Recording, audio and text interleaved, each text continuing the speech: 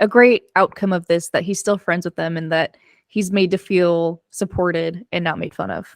Agreed. Yeah. No, we don't want making fun of people. Not in the year of our Lord 2023. We ain't In doing this that. economy, yeah. In this economy, like it's like we've grown past making fun of people.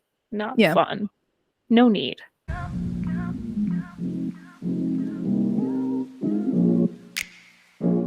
Hello, welcome to the Fangirl Fields podcast. My name's Tanya. My name's Olivia. And we're Fangirl Fields. We talk about all the things that give us a lot of feelings, like our favorite books, TV shows, movies, anything that's honestly typically popular content. But we'll also give you obscure finds that we find while we're on the internet, which we are a lot chronically. So stay tuned for all of our other episodes. Check out our previous episodes too. Thanks to anyone who's coming back to our podcast. We appreciate you listening. You can find our other podcasts on news to me, Apple podcasts. Olivia had been taking our podcast from Spotify and putting on an Apple podcast. I had come to her and been like, Olivia, oh my gosh, surprise. They just do this naturally. Spotify puts it on Apple Podcasts. Wow. And Olivia's like, no, I've been doing it manually. It isn't manual. You have to just like connect the RSS feed. So it's not as complicated as it seems. Like, but I appreciate anyway. Appreciate the support. But if you're listening to this on Apple Podcasts, thank you. I put it on there just being like, hey, might as well. And then we actually have some listeners on there. So hi, Apple Podcast listeners. Hello. Egypt specifically, hello. If you're listening to us from Egypt, we apparently have a spike from Egyptian listeners, and Olivia's Egyptian, so maybe there's a connection. Thank you. If it's just like my family members, hi guys, I appreciate it, but I don't know if it is. I'm not sure who's listening from Egypt, but like, thank you so much. There's a WhatsApp group with your family that you're not in right now, that they're like blowing you up, and they're like, we should tell her, and they're like, no, let's keep it a secret. I'm sure that's true. I mean, no, I'm not sure about the WhatsApp group, but like, I'm sure maybe they are listening to it. But I'm sure it's true that there's a WhatsApp group of my family that I'm not in. Whether or not they're talking about this, unclear. Let us know. Who knows? Let family us know. Because if they're our spike of listeners in Egypt, who knows? But we appreciate it either way. For anyone who's new to our podcast, we have a section at the beginning of our podcast called Fandom Feedback. And it's where we talk about the feedback, the comments, the likes, things like that people have left us on our videos on YouTube or on Spotify or on our social media accounts. So Olivia, it sounds like we have some feedback. We do. We have. So one of our polls, you posted about this actually, for who is our like comfort, like music. So of the artists that we mentioned in our previous episode, which was number 9, comfort books and music. Most people said Taylor Swift were their comfort artist, which I agree with. But we also had someone respond to the question, like, which books and musical artists do you read or listen to for comfort? And Shelby, we appreciate you. She's a great supporter of our show. She said The Lunar Chronicles is definitely one of my comfort reads, but her top comfort series is Magnus Chase and the Gods of Asgard by Rick Riordan, who is also the author of Percy Jackson. And I actually haven't read those books, but I've heard of them. So a comfort read, apparently. Didn't know that. Shout out to Shelby. Yeah, I've never heard of that series. I'll have to check it out. If it's a comfort book series, down. Yeah, we should definitely read that. I've heard a lot about it. It was popular. It came out like a few years ago. I just never got a chance to read it. But people seem to like it a lot, as proven. So to read one day. Added to the Goodreads and the Libbies. The 2 TBR, which is a lot. There's a lot in TBR. But I have been wanting... Are you on the same side of TikTok as me? And do you see the book Fourth Wing?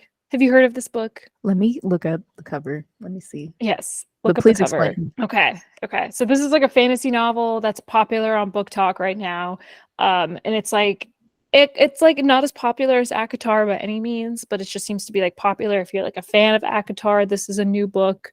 So I want to check it out. I think it would be fun if we also did like a segment maybe where we have to read the same book, but like if we read a book and like talked about it on here, that could be fun.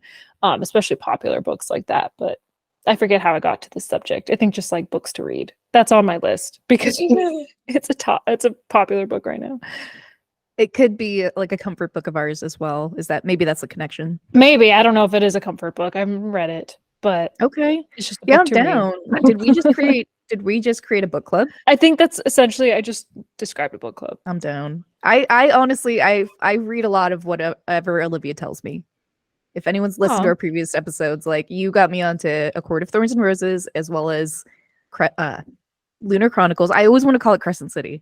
of course But I it's, did finish Crescent City, which you haven't. So but same authors. So it's true. everything you tell me, I read. Everything I tell you, you Oh, do not listen to or read. because I've told you this, I have really weird content consumption styles. I'm very strange about it. I like have to be receptive to a new story. I have such like a hardened heart. Very annoying. I get One it. day. Makes sense. Yeah. And I'm like, my heart's wide open. Here we go. Just fill it up. Keep going. Come to me. All the stories. It's a Yeah, problem. I'm at any given time listening to at least 2 books at the same time. hey, 2 books at the same time. Wow. I'm just trying to start this new book, Threads of Fate. Is that the book? Yeah, the one I mentioned last week. Um, and because I got the hardcover, Penguin Teen sent me the hardcover, which was super cool. It finally came. So I'm planning on starting that hopefully today, if I can put down Legend of Zelda at some point. But that will be a problem. Tears of the Kingdom. Okay, yeah, this is a good segue. Our next segment is Fangirl Finds, the things that we've been delving into recently that isn't related to like the topic of our episode, but things that we think our listeners would like. And so it sounds like you've been into Zelda a lot recently. Tell us more about that. Oh, I'm 55 hours in. I think more. It's like 55 hours or more, like 60 hours at this point. Um, and it has taken over my life. I don't know else besides play this game. And it's great. I love it. I love open world games. I'm such a big fan. I love games where you can just kind of do whatever you want. There is a main story, but you don't have to do the main story if you don't want to, although I do it. I play it and it's been fun. I enjoy it greatly. 10 out of 10. It's kind of taken over the world. Like everyone has seemingly been playing it. Every time I'm on social media, someone's talking about it. And this past weekend, I was at the McElroy Brothers show. We went to my brother, and me, and then the next night Adventure Zone, and someone was playing Zelda in the audience on their Switch, which we talked about. A little rude. It's a Her little friends seem extreme. supportive of it, so that's fair, but like a little distracting. But yeah, like everyone, like they can't put their Switches down. They're playing all the time. That's the problem with the Switch is you can take it with you, which is why I actually invested in a Switch because it's like I like to play games while traveling or while I'm watching other TV. So it's nice to like have it handheld. I don't like the commitment of like a PlayStation where you're like, this is what you're watching. You know, I want to be able to watch other things. So everything should be a Switch, in my opinion. I'm like a child of the Game Boy, you know, like that's how games should be, like portable and non-invasive the rest of my Yeah, life. I'm in a But similar yeah, boat. Yeah. yeah, but it's great. It's such a fun game. It has taken over. But again, people are playing different games than me. Like people are playing it very different because we talked about this a little bit last week. I might cut this out of the episode, but like you can like build things. There's like a lot of new technology, and people are building literally like they're like committing war crimes with these like missiles that they're creating. It is nuts. And then like yeah, meanwhile I'm building like a little bike that actually doesn't work very well because I didn't build it evenly, and so when you ride the bike it just like flips over. I'm like, I am not an engineer. I don't know what I'm doing. It's funny. I saw like a tweet that was like people are breaking the Geneva Convention rules on Zelda. Dude, it's great. I saw someone like trap like these like enemies literally inside a cage, and then they had like a missile fire from above. I'm like, this is a war crime. This is unnecessary. This is insane. Like, you need to be tried for your crimes. And I thought it was funny last week. You're like, I have a stick. Literally, I'm like, I just figured out that you can like attach like things to the stick. I mean, I figured it out earlier, but like I attached like a fire, like a sapphire, which like causes like fire to go. Yeah, and then meanwhile, people are creating literally like nuclear bombs, and I am at the fire stick right now. You're I'm at the like, this fire is stick. amazing. I discovered fire. I'm like a caveman, and meanwhile, people are like creating SpaceX. in the game. Like, it's insane. Bonkers. That's kind of cool though. I love that. I love that people Yeah, can be that creative. Everyone's so creative.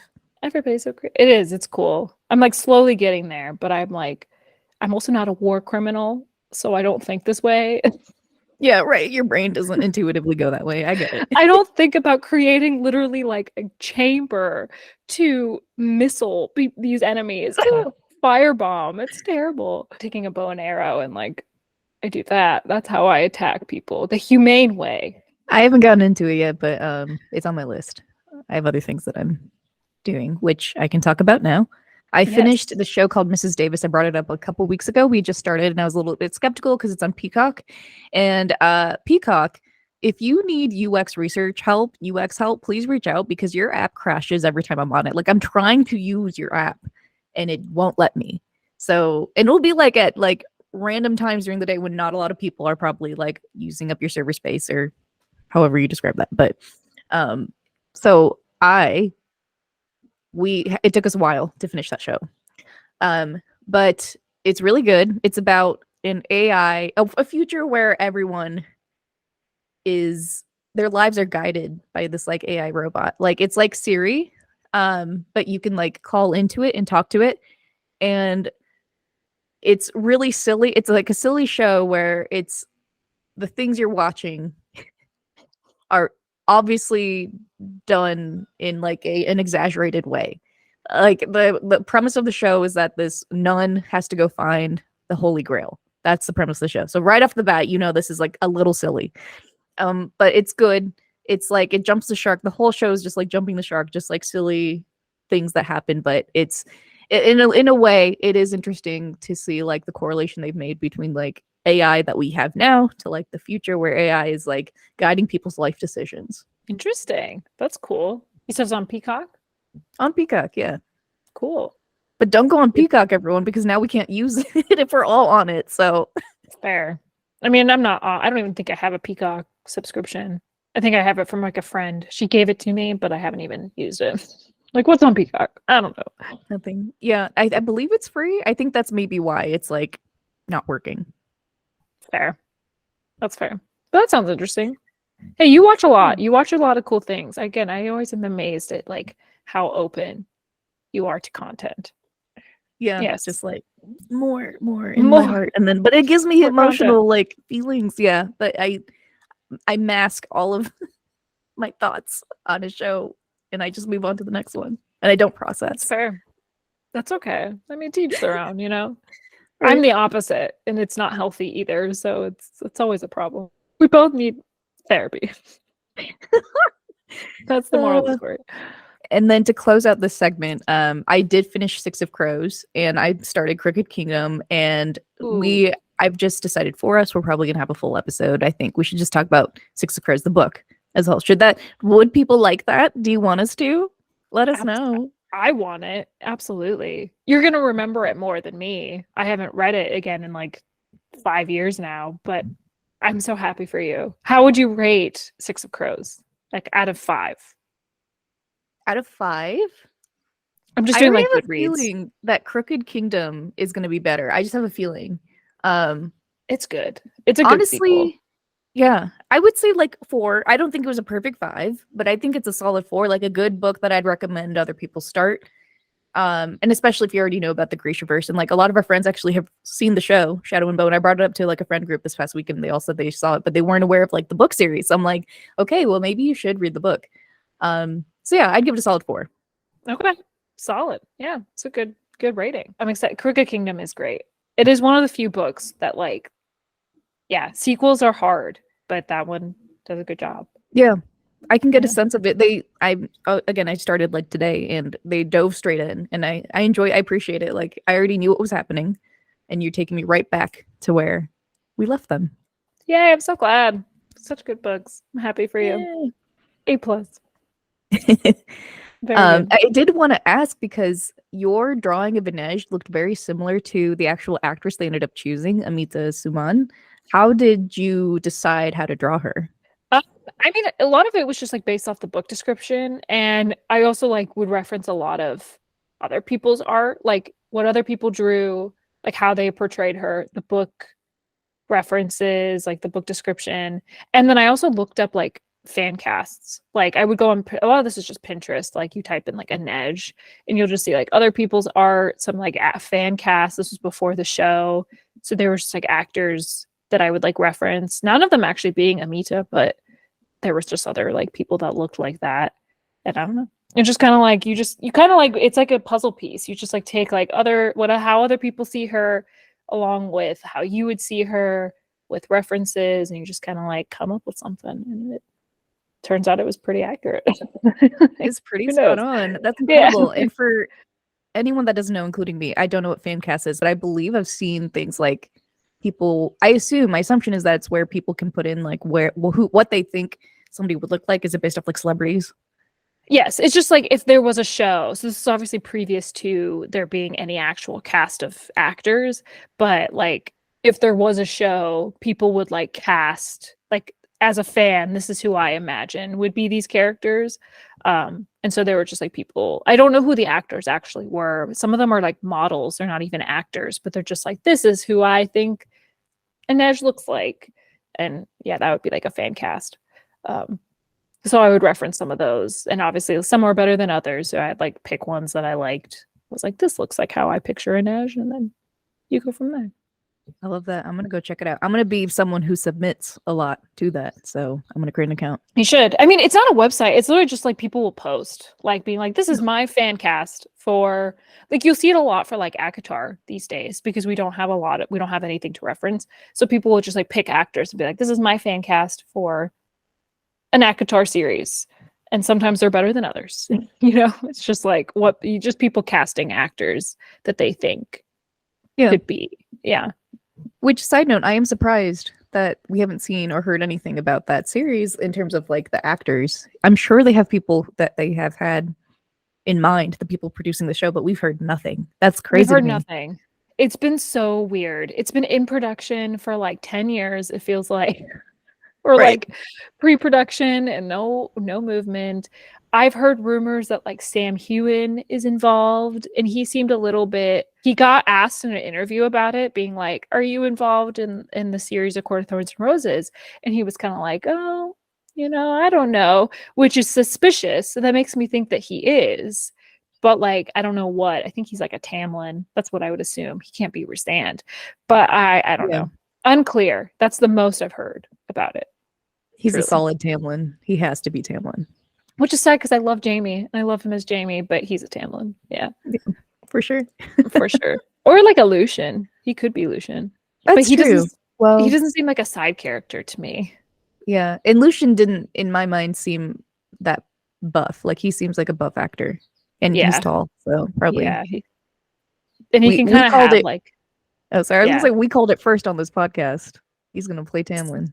He's going to play Tamlin. That's literally the most I've heard about casting. Otherwise, nothing. And that's just a guess. That's like people guessing. Like, oh, if he's saying he's involved, like he's saying it without really saying it, he's probably not Rhysand. He's probably Tamlin.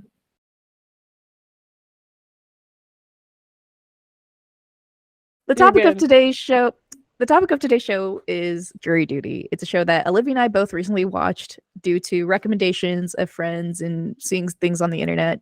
It blew up seemingly overnight, and we think, an incredible show. And so before we get farther into the episode, we just want to say spoiler warning. We will talk about spoilers. So if you haven't seen it, go watch it, come back, go watch it right now. Come back and then listen to this episode so we can tell you about behind the scenes information, secrets, or things that weren't readily available in articles that you read. I watched so many TikToks and articles and listened to podcasts about this series for this episode. So definitely you're going to want to keep listening. I'm impressed with how much research you did. Way to go. I've become obsessed. It's good.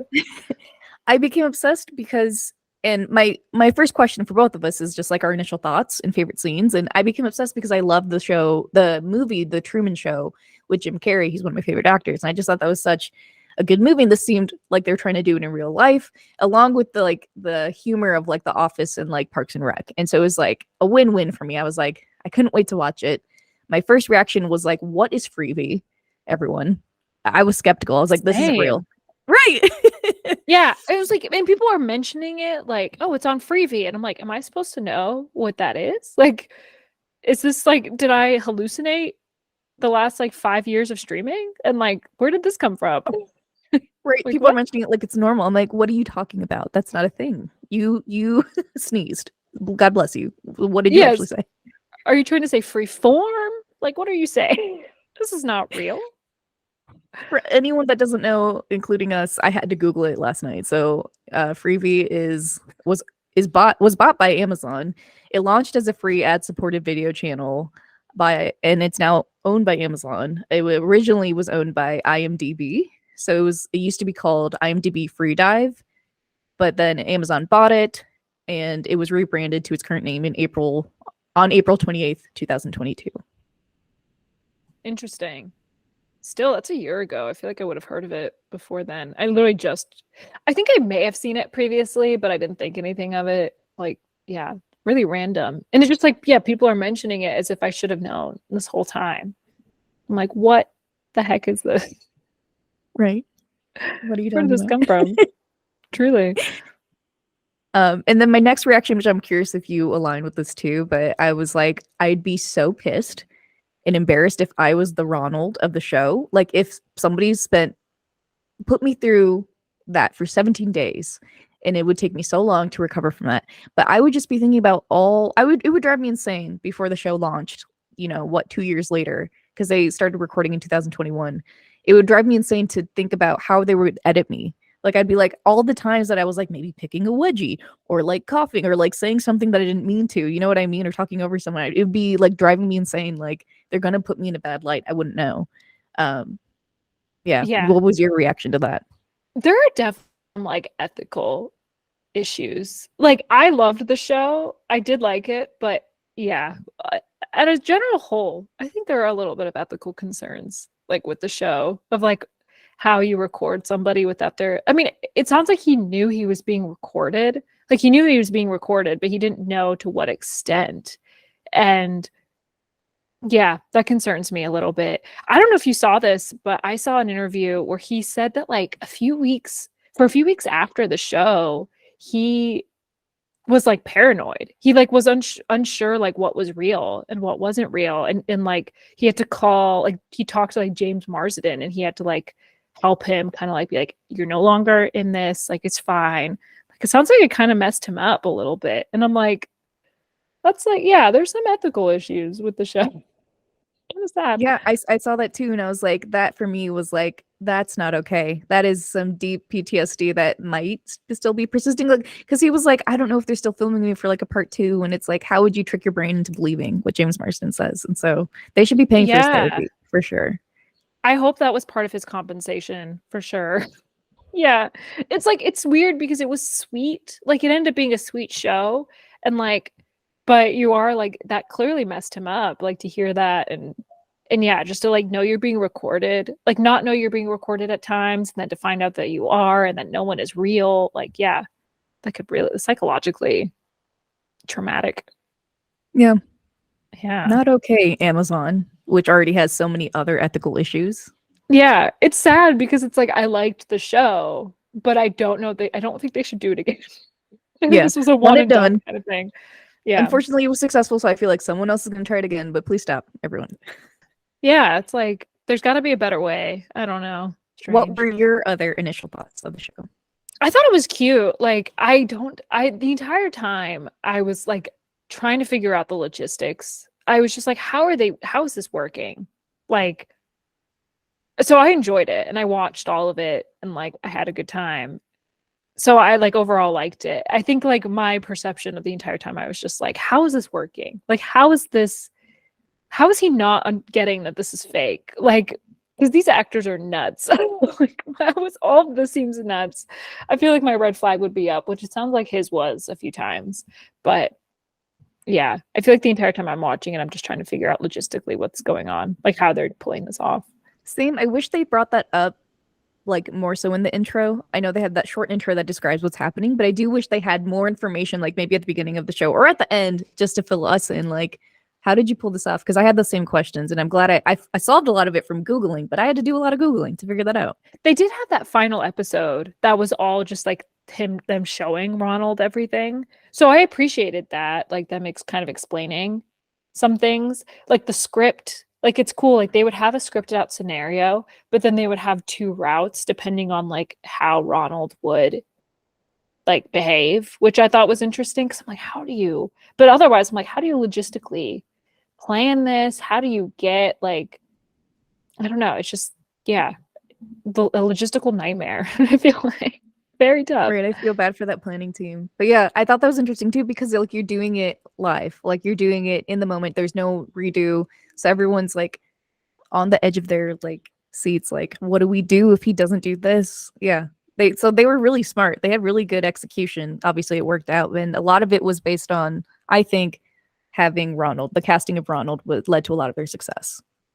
Yeah, he was sweet. He was a great actor, or not actor, just a great person to have there. It does make me wonder. I'm like, how would I have behaved? I don't know. I don't think I would be nearly as friendly as he was.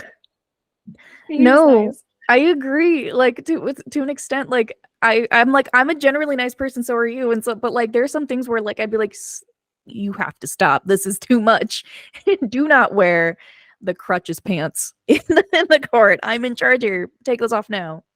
Yeah. Or I just like would not be as friendly about it. I would just kind of like look and like not say anything. But he was like supportive. Right. He was like kind. And I would just kind of be like, okay. If you want to do that, that's fine. I guess. I am curious what our favorite scenes were, but I'll bring that up later after I've described what the show is. But so I'll describe like the premise and whatnot. So the show has received a lot of great reception. It's 73% on the tomato meter on Rotten Tomatoes and the 98% audience rating on Rotten Tomatoes, which like is hard to do. Not a lot of shows have that. And it's gotten a lot of views and attention on social media specifically.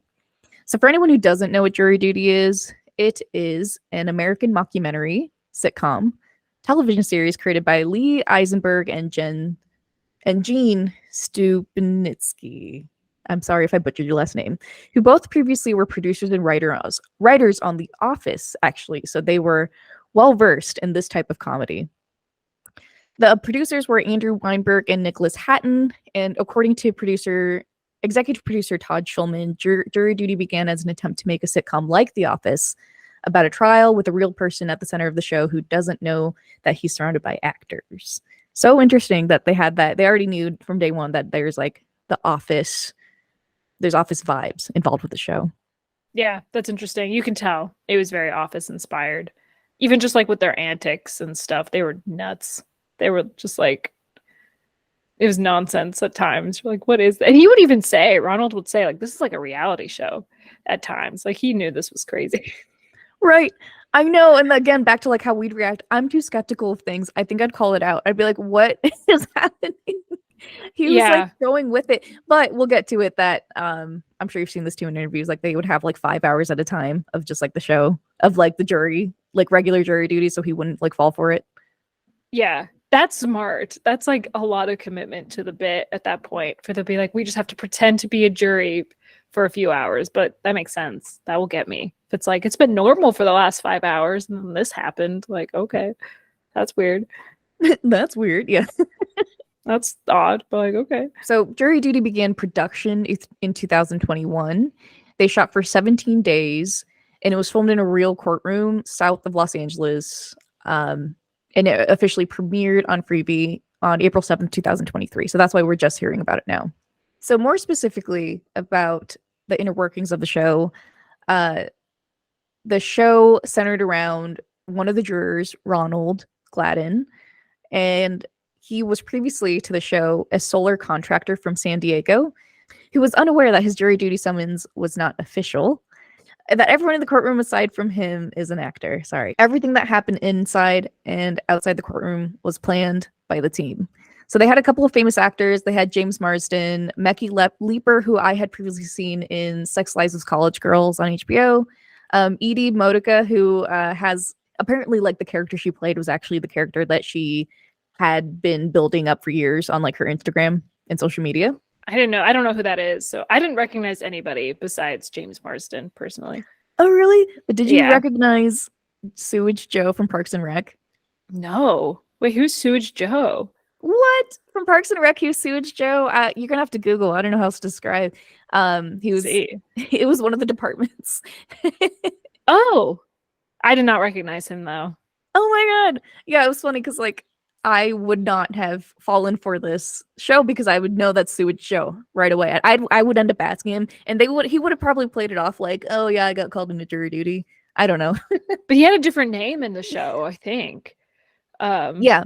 Well, see, I Yeah. wouldn't have known his like real name. I would have just known Sewage Joe, and so he could have said anything. I'm like, I'd be like, yeah, no, you are. That's fair. And I guess if you're sequestered, they didn't have their phones. So, because I'd be like, no, just Google it though. I would type in Sewage Joe and see his different name. But that's like, they took a bet. Like, they had to, like, a gamble on Ronald not knowing these actors. Because, like, how would they know that? Like, 'cause if you would recognize them, other people would probably recognize them. Like, that's tough. Right. And they're in Yeah. LA too, so I'm like, someone might have. But apparently, like, Ronald had mentioned that one of his favorite shows is Parks and Rec, and so they gave the guy who plays Sewage Joe, his name is Kirk Fox. They gave him a lesser role because they didn't want Ronald to catch on.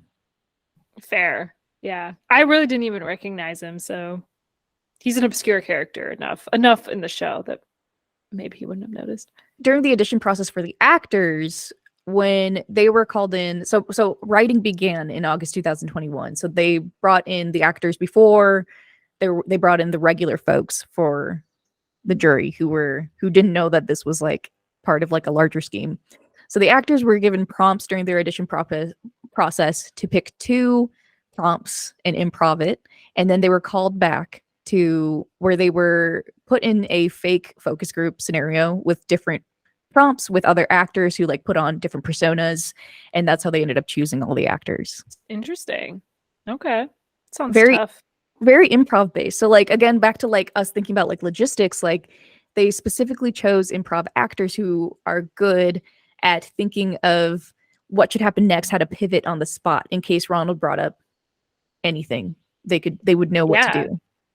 That makes sense because you can't just have a normal actors relying on a script. Like this has to be someone who's like witty and like can respond quickly, which is not me. I would be terrible at this. I'm not, so that's okay. But I would be especially terrible at this. Yeah, same. I don't know if I could do improv acting. That'd be really tough. And So hard. comedians too, like they had to be funny. So like it's that on top of that, so hard. That's true. You can't just be because I like my default would just be like be normal, not to be like ridiculous, which is what they were doing. Right, you would just revert back to yourself like I can't do this. I'm sorry. Like, how would I respond? Let's just be a normal human. Like, yeah, that's all I would do. Right. So more about Ronald. Again, we mentioned that we think that he made the show. His personality led to the success of the show. So more about him. Either he's recently 30 years old or at the time of filming he was 30. He's 6'6", tall as hell. He was previously a project manager, and he's originally from Oregon, and now he's based in San Diego. So how he heard about the show was he applied on Craigslist to be a part of the documentary about jury duty. So he thought it was just a documentary about people going through the process of jury duty. He had no idea or conception of like the fact that it was a show trying to trick him. He just thought, oh, it's a documentary. I'll be a part of it. He explained that it was a win-win for him. When he originally found the ad looking for someone to help with a documentary about jury duty, he had already been job hunting for a few weeks because his contract job was about to end. And he said, oh, this is like a way to make money. And it's funny because he actually chose to interview for the role because he thought it'd be low stakes. No one's going to watch a documentary about jury duty. Lo and behold, everyone's watching it. Whoa, that's funny. But wouldn't that be strange too? A documentary about jury duty? That seems like strange. I feel like my red flag would be up already because I'm like, how do you do a documentary about jury duty? It's meant to be very private, like very like you can't see that. So I don't know. Maybe I'm wrong. I have no idea. I think that was so. I think like LA is a weird animal. And I think like there's probably things on Craigslist that are way weirder than this. That's my assumption. Being from Ohio, that is my assumption of California. Yeah, I don't know. fair. And just hearing like Maybe other interviews of actors talking about things that like jobs they've taken. it's true. Yeah, the Midwest is a different animal. You don't see these things, but like maybe in that area, you're just like, things get filmed all the time. This is another. That's fine. Right. I need Yeah, money. Right. That too is just like, I need money and I will do this. No yeah, questions. it's true. He is really tall. I noticed that a lot in the show, like while watching it. Like he made everybody look like tiny compared to him. He is like, I was like, is this man a giant? Like, what is happening? He's so That's so tall. tall. Oh my gosh. Yeah, no, I know. And I thought like I had to look up how tall James Marsden and he's not short and he made James Marsden look real short. That's the thing. When I would see them next to each other, I was like, is James short? It's like, don't do this to me, James. Not that there's anything wrong being short. There's nothing wrong with being short. But I was just like, I did not picture him that short. And then you realize, no, Ronald is just really tall. Ronald's a giant. James Marsden's Yeah. a short king. Love it. I respect the short kings. This is no offense to short kings, but I was just like, I didn't know James was so short. He's not. Right.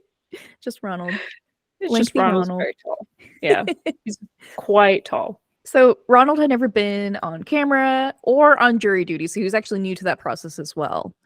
And he came into the show expecting a lot of diversity and potentially weird people, and because of the assumption that anyone and everyone can be summoned for a jury duty, right? Anyone can get that letter.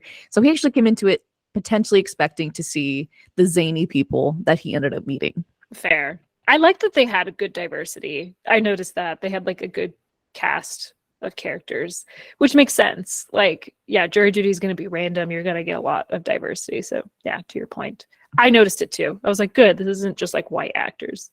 Like, good job. Right. Yeah. Good on them. And age diversity as well. I thought that was good for them. Like they had like actors who I think were around the same age as him, and then the older folks too. Yes, agreed. It was funny to see him interact with some of the older people, like that older woman who kept falling asleep. Like that was hilarious. Barbara. Like Barbara. Yeah, like I think that was a good call. Okay, so I was gonna mention this later, but I think it's a good time to mention it now. They had a whole backstory.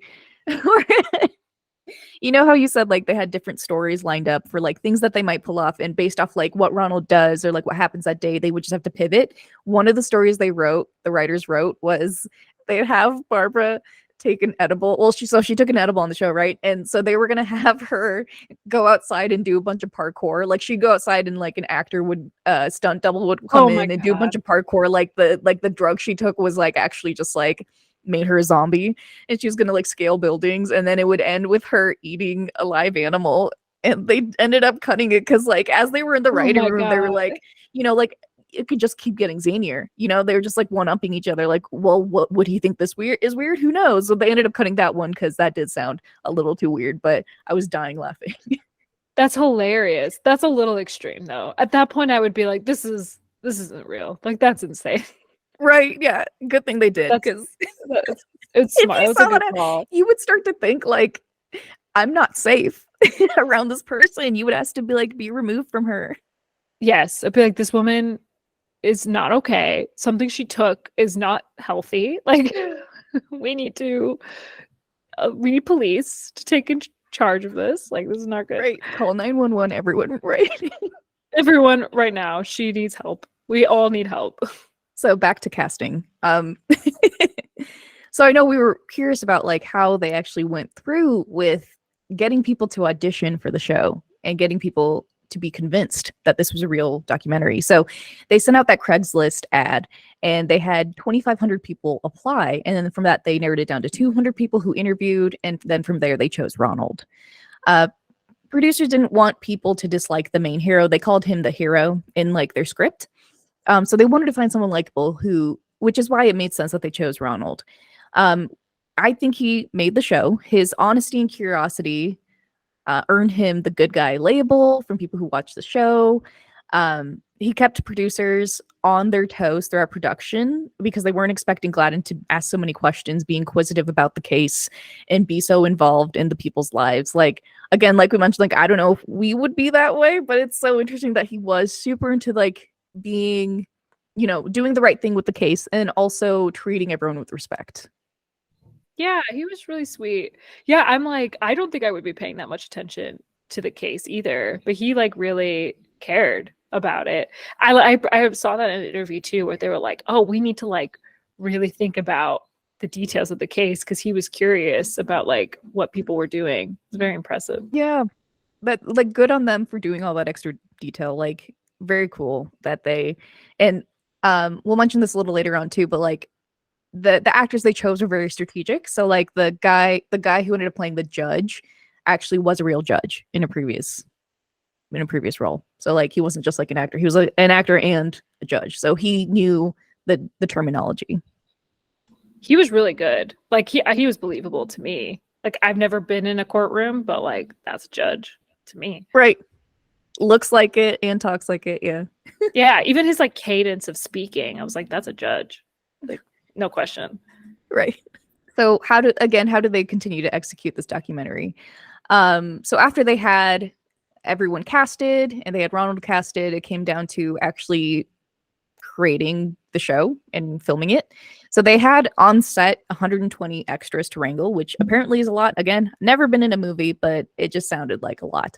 So it's a lot of moving parts. And so I can understand that it would be very stressful for people running the show. So the reason that they staged those interviews, there's scenes on the show where they're all sitting in chairs and facing the camera. They had those interviews with the other jurors to prevent Ronald from thinking that he was ever singled out. So it was to prevent him from thinking, oh, the cameras are all just on me at the same time. It's so that everyone else felt like the cameras were on them too. That makes sense. Like you can't just like isolate him. That would be hard to not notice at that point. Right. Yeah. Yeah. And so he said he only ever saw 4 cameras like in the courtroom, but as we know, if you've seen that last episode, there's cameras everywhere, all over, filming everyone. And then they were each given a camera to record a diary style recording of themselves at night, just to talk about how the day went. And they showed a little bit about that in the show, not a lot, but I think a couple times they showed like his the video of him recording himself. I don't remember those parts actually. The only one I can remember is the stupid fake sex scene, which was horrifying. Oh my gosh, yeah, trauma from seeing that. That was hilarious though that they actually went through with that because they didn't need to film that at all. They didn't need to film it, but they did. So I like how James Marsden was like, I'll do it. Right, yeah, no issues. No issues. It's funny. So silly.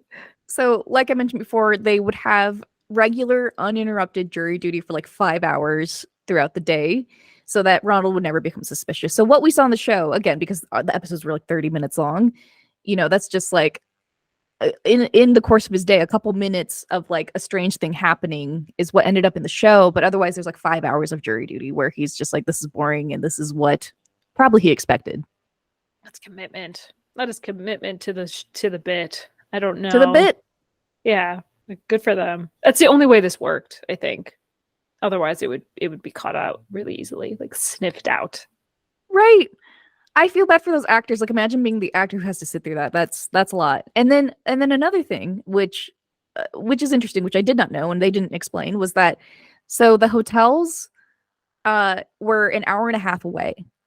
So they had one van go to the hotel with a couple of actors that were with Ronald, and it was 1.5 hours away there and each way and back. Oh my God. They couldn't find any closer hotel? I think they tried to. There were a couple of issues with they had another place in mind, but it was being converted from a retirement home and it ended up being a dump. So they chose this place. So I assume maybe it was like their plan B that's just farther. So yikes. Yes. That's so exhausting. That's way too far. I feel so bad for them. Yeah, this is again commitment to the bit. I'm tired thinking about it. I know. And so they had 2 vans. So the other van that was supposedly taking the other actors or jurors to their hotel actually went out and then just looped back. And then those actors would have a debrief with the producers at the end of the day. That makes sense. That's interesting. That's crazy. So much work for this. Yeah. Yeah, boggling our mind like how they pulled this off. Like Yeah. I still can't believe And it. it will never be able to happen again, I don't think. I think now everyone's like radar is up. It'll never happen Right. again. Yeah, yeah. Because like, there's one thing because like there was Punked with Ashton Kutcher, but that was like situational one-offs. But this was a whole like environment created just for the show, including like that restaurant he went to, the hotel. Like it was all fabricated. Like that's crazy. That is crazy. Like even the Jorf thing, do you remember that? Like the shirt and like the people who were at the restaurant, like that's a whole thing.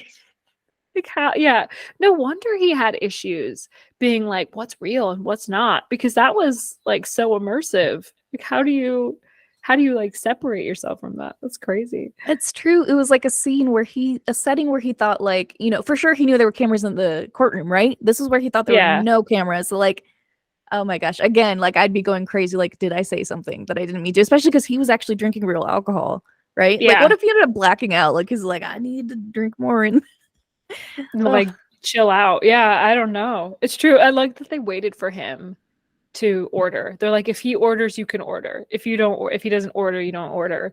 I'm like, dang, good thing it was not me because I wouldn't have ordered probably. right.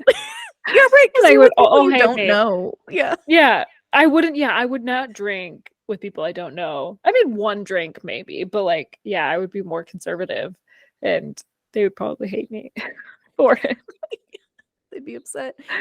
It'd be Apparently in terrible. that scene, Noah, the who's Leaper, he actually was puking. So if you saw like on the bus after that scene, he actually puked because they gave him 5 really sugary margaritas that night. Oh no, that was real? I thought that Hmm. was fake. Oh, poor guy. I thought so too, and I was actually wondering the logistics of that because like typically they have like a hose like through like your shirt, and I'm like, how would he have done that in front of Ronald? And but no, he actually puked. Oh, that's so sad. Poor guy. Ugh, I know. that Commitment. sucks. It Commitment. is commitment. Ugh. Did they like purposely give him sugary drinks then so that he would throw up? Or was that just accidental?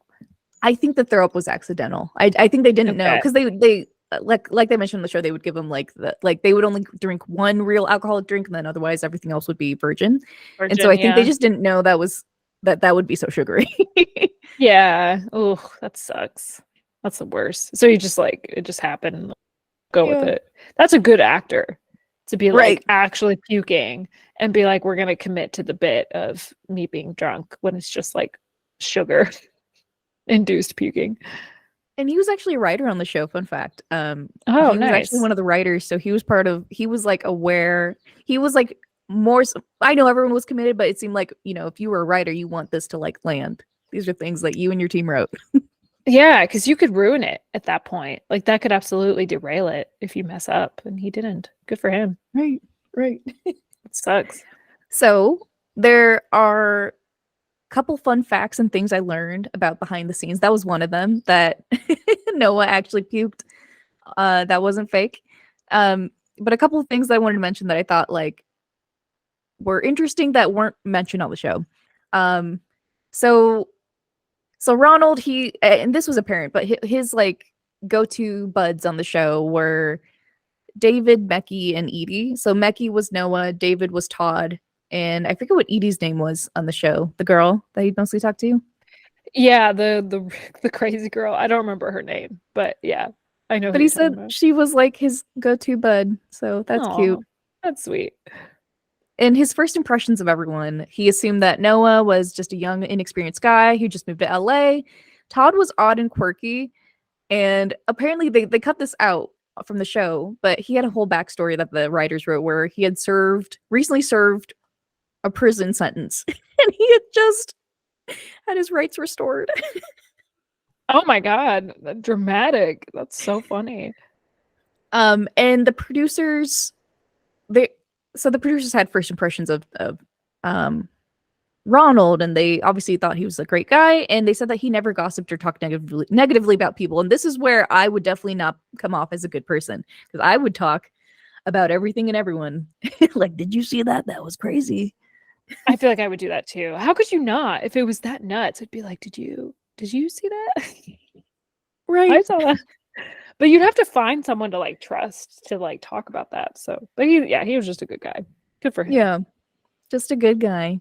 So I was curious if the characters ever broke, the actors ever broke character, because how could you not? And apparently, like they would have chances to, if you saw that Ronald wasn't looking, like you could like turn.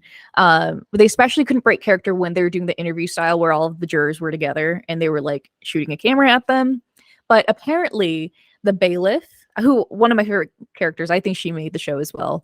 Her She was name is great. Rashida Aleyawala. Apparently she did a lot of research into being a bailiff, and she found out that the bailiffs typically have a room that's separate from the jurors. So like they don't eat lunch with the jurors because the jurors would ask her like, oh, like why aren't you eating lunch with us? And she's like, okay, well we need a separate room. So she has a room where the actors could go and like be themselves. They could break character. You kind of need that release because otherwise you're like 24/7 being another person, which is probably really tiring. And so Yeah, I can imagine. the right the Yeah. Cassandra bag situation. So that was like they showed that on the show, like one example of like the actors breaking character, like doing something they weren't supposed to. And what happened if you watch the show was that the bailiff said, "Hey, someone grabbed Cassandra's bag," and Cassandra was actually the real name of one of the actors, and not she forgot to use the fake name. And that happened because that day, um, the actress who played Cassandra had to go to the bailiff's room, the little office that she has separately from everyone else, to check on her son. Like, I think she called him. And when the bailiff actress came out that day, she forgot to switch character. And so she said, someone grabbed Cassandra's bag. I saw this. And then they like played it off or like someone else, Cassandra, and that they like were able to like make it work.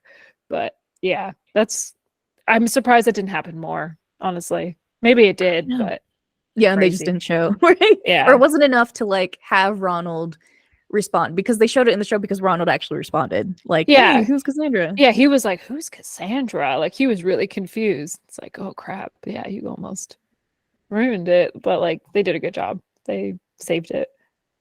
Right. They right quickly too. That was pretty Yeah. good. Professionals. Um, and again, another reason I think the bailiff was such a great actress is because she had to know the rules of the court. So if Ronald ever asked a random question, she had to know with and say with certainty what the production team could do or not do. So she had to act as like a real bailiff as well as like knowing what the production team can say. Like if he asked like, they had that like birthday party if like Ronald had brought them up himself, what could she say? So that I think like she had one of the hardest jobs.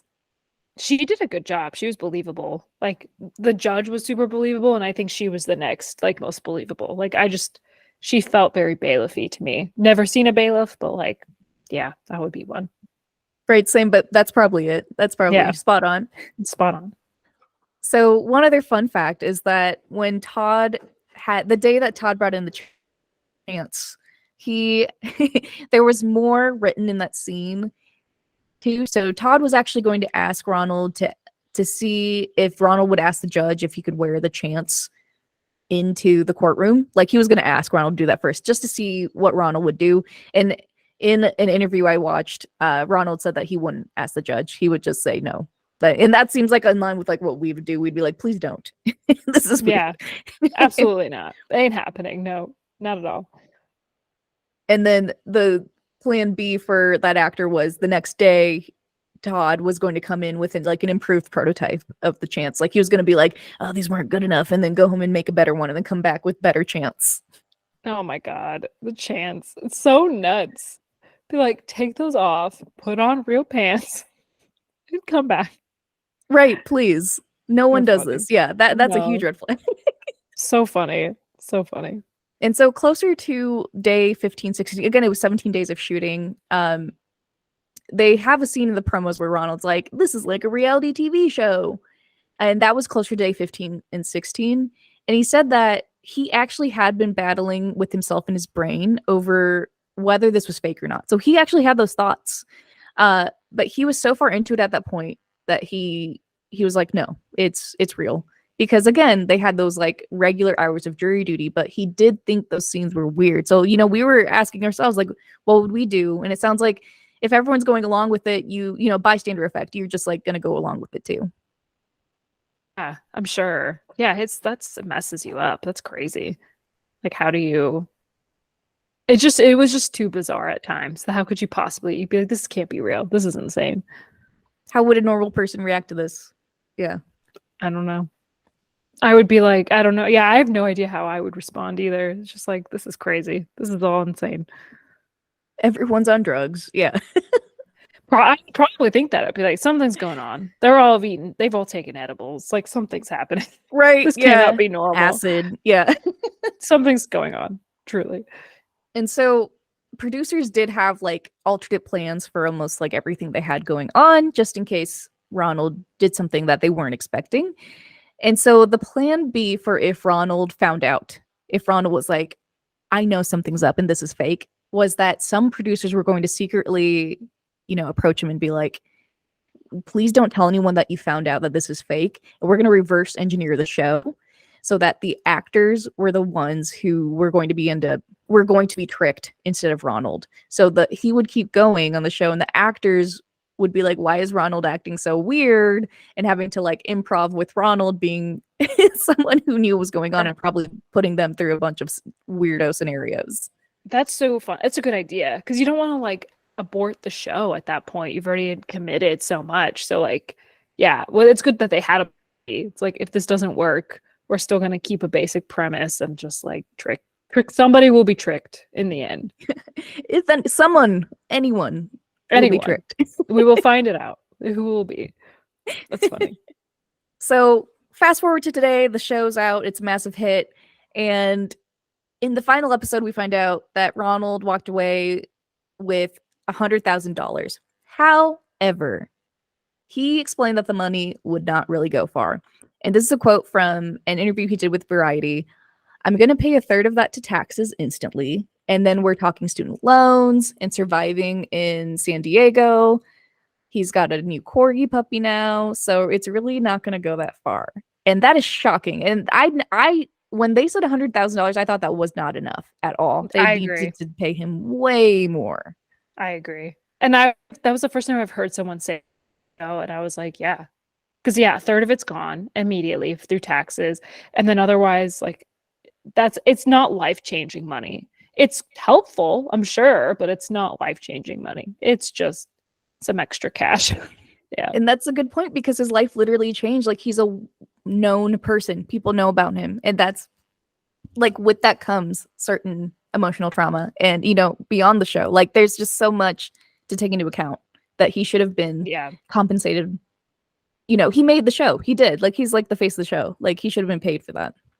He should have been paid more. I agree. I hope he's getting paid now with like whatever appearances he's making. I know he was like in a Mint Mobile campaign with like Ryan Reynolds. So like I'm hoping it's being paid to him in these ways now because he should absolutely be making more from it. So I agree. I know. Same. Yeah. I hope. And I've seen he's done like a couple podcasts. I hope they paid him well for that as well. Oh, they should. Absolutely. So he kept his day job. So he, according to there's a KFC radio podcast, he said that he had no aspirations, or he currently has no aspirations to be an actor or even be on camera. Although he recently did sign up for representation from a company called Artists First. And that might just be because it is tough to negotiate those deals if you don't know like what to do. Like you just have someone representing you. And that's probably how he landed those recent like podcast deals, and that Mint Mobile commercial was someone representing him.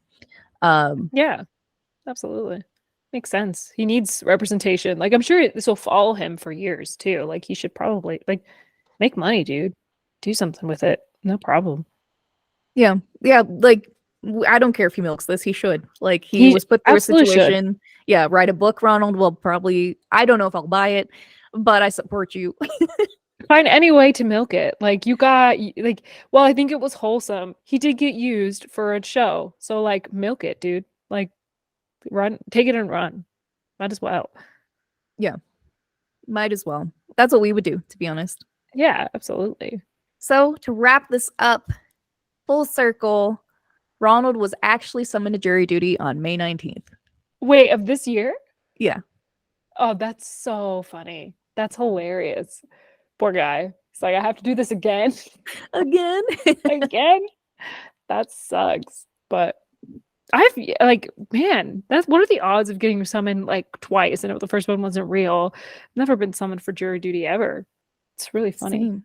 I am curious. I do want to go through. I'm going to be honest. I would love to see what it's like, but I've never happened. I'm worried I missed a letter somewhere. I know, but I think you can get in trouble if you do like if you don't respond. I've never been either. I don't want to be.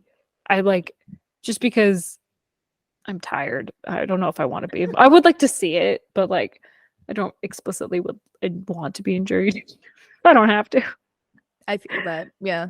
Yeah. And I know you can get in trouble. That's my anxiety, is that like I fear that the letter went somewhere else and now someone's gonna get me at any point. That's my long running fear. I mean, yeah, I get that. That's like my fear with taxes, that I've been doing it wrong this whole time and the IRS will come for me. Like, yeah. Same. And I'm between accumulating. Like, yeah. Yeah. They're like writing up a case to like put me in jail just somehow. Like, and she didn't go to jury duty. Another thing. Added to the list. We're gonna tell her one day. Yeah. One day we're gonna come and get her. I hope it's not as long. I know. Or like people are suspecting he might not even be able to because of how well known he is. And it's true. It might be disruptive. So yeah. And like he won't be. Yeah, it's true. He probably will get dismissed. That makes sense. I hope that for him. Yeah. Yeah. Me too. So yeah, that is our thoughts on the show. Anything else, Olivia, that you want to talk about? Anything else? No, I think that's a really interesting. It's such it's like a logistical. It is like all the things had to work out really well for this to like come about. And yeah, I just don't know if this will ever happen again. But I'm like happy about it. I think it was really fun, entertaining television. I don't think we should do it again. Ethically, I think we're done here. No more. Yeah, no one get any ideas. I know people will, but yeah, wrap it up. And I agree. It's so funny, like literally crying. Like when the defendant's lawyer showed the jurors that animation of the and it messed up, I was dying. That was so funny. It's so funny. It's true. They all did a fantastic job. Like it's hilarious. It did feel very office-y. Half the time I'm just like, what the heck? Like, who came up with this? But yeah, it's good. It was enjoyable, like pretty wholesome, fun show. I enjoyed it. Yeah, I agree. Didn't expect it to be wholesome too. I appreciate that they didn't make him look bad, make Ronald look bad. I think that's why it led to its success too. Is that like at the end of it, it was all in with good intentions. Yes, that's something like even when I was describing the show to someone, they're like, "Oh, that's mean." And I'm like, "It's not meant to be mean. It's not mean. They actually like portray him in a very good light." Because yeah, if it was opposite, if they were like playing a prank on him, because like I think like as a society we've like moved past pranks. Like pranks are not fun, especially certain pranks. Like there was a time where we loved it, and now we're like, this is actually quite cruel. No more pranking. So yeah, the fact that they made him the hero, like called him hero. And I remember even like James Marsden in an interview, he was like, we were very particular about making sure that we didn't like try to make him look bad, or like it was all about just like people around him and how he would respond. It's not about like attacking him, which I think was good. Like that's the right way to do this if you're going to do it. Like set him up for success rather than failure. For sure. I agree. And I'm glad they were all on board with that, and that like they apparently still grab beers and hang out. Like I think that's a great outcome of this, that he's still friends with them and that he's made to feel supported and not made fun of. Agreed. Yeah. No, we don't want making fun of people. Not in the year of our Lord 2023. In this economy, yeah. In this economy, like it's like we've grown past making fun of people. Not fun. No need. Well, thanks so much for listening to this episode of Fangirl Feels. Thanks, Tanya, for all the work you did on talking about jury duty. It's super interesting. Please leave, like, comment, subscribe, and, you know, in the doobly-doo, any thoughts you had on this episode, like what you thought of it. We will put a poll. I don't know what the poll will be yet, but we'll have some question for you to respond to on Spotify. Please leave us a voice message. Again, the link will also be in the description. We would love to hear your thoughts. We want a voice message. Desperate. So please leave us a voice message responding with your thoughts or any questions that you might have for us. Please follow us on Instagram and on TikTok, Fangirl at Fangirl Feels Pod. You can watch the podcast on my YouTube at Viva, VVIVAA. And yeah, please support us, follow us, talk to us. We want to engage with you. But otherwise, we will be back next week. We've been posting every week. I'm proud of us. And we'll be back next week with another episode. Oh, until next time. Bye. Bye. Bye. Oh, it's always hard to close it. I don't know how you end a podcast.